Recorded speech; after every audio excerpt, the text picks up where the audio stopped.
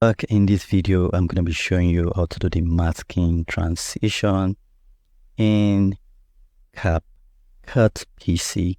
So we have this image or this video. I'm going to take this video out and bring in a new copy. Okay, so let's bring in a new copy and we're just going to drag that above this one like that. Okay, so what we're going to be doing now is I want this to show.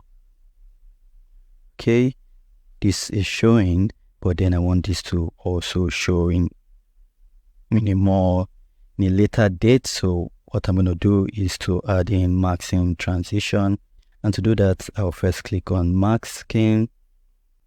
All right, and I'll click on where it said horizontal. I'll click on that.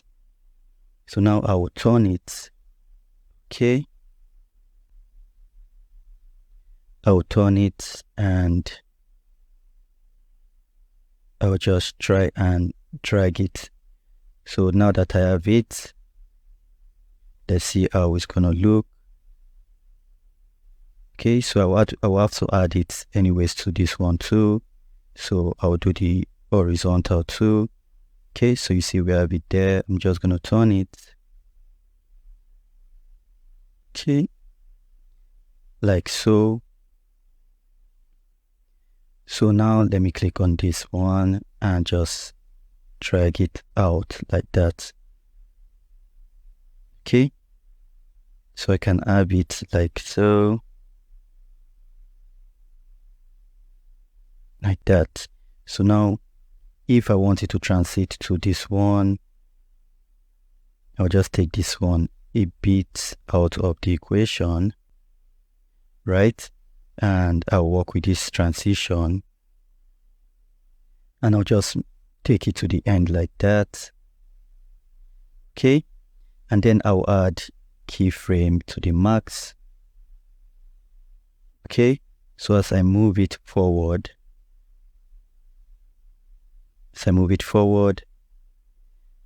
I would try to bring in this one like that.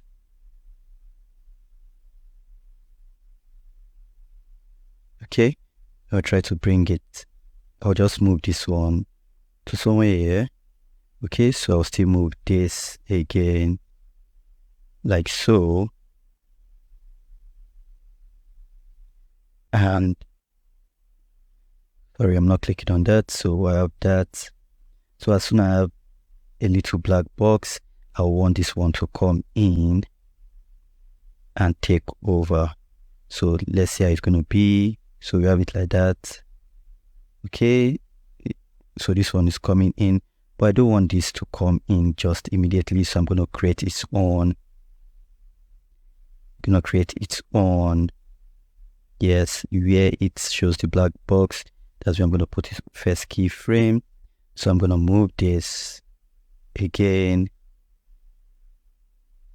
And then I'm going to keep on bringing it in like that.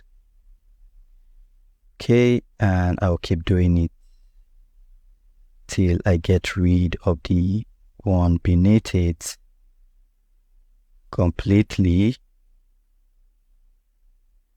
All right, so I'll just do the last one like so.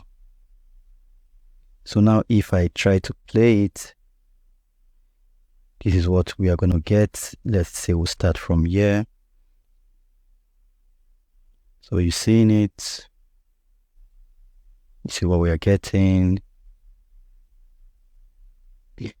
Super easy, not complicated at all. So it's easy to do that. It's not complicated. Like I said, if you always want your keyframe to happen faster, you put them close to each other. Okay, just put them close to each other like that, and it'll happen faster. No, that's the wrong thing I did there. Okay, so we have that, and now if we just play it from here, we just see it's gonna happen smoothly. It's just gonna, just It's not going to take time. Okay, so there was an error here. What really happened was when it got here, there was no more keyframe to push it. So I'm just going to add the keyframe back like that, and I'll just push that out. Okay, so now there was this black box. We had this black box, right? Okay, so that black box, I want to fill in that space. Can't fill in the space, or we can drag this transition back a bit to fill in that black box. So we have something like this. Okay, so now we can play it and see how it's gonna look. This is about practicing and making it perfect. Okay, I want you to see it without the lines. Sorry about that. Just about practicing and making it perfect. So let's play without the lines. So this is how it's gonna look. The transition is gonna come in down, as you can see. Super fast, super interesting, and it goes. See, super easy to do transitions like that. You can make it smoother, you can make it faster, you can make it shorter.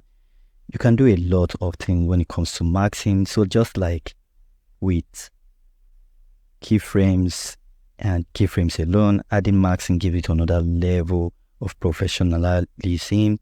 And I hope you enjoyed this. I'll see you on the very next course. We're still going to be dealing with masking. So if this is something you're interested in, ensure you're watching the very next class. Thank you for watching this one. I will see you on the next one. Stay blessed.